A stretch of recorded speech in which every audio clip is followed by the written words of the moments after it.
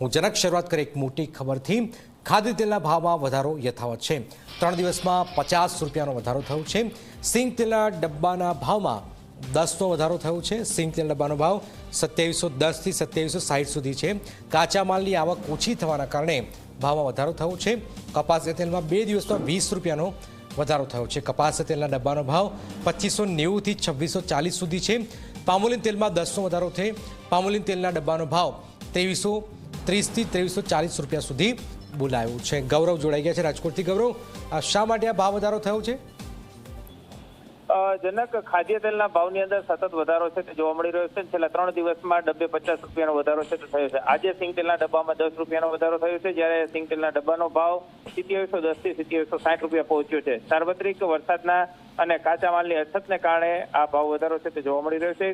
કપાસિયા તેલ છે તેમાં પણ 2 દિવસમાં 20 રૂપિયા જેટલો વધારો થતા ડબ્બો છે તે 2590 રૂપિયાથી લઈ અને 2640 રૂપિયા પહોંચ્યો છે।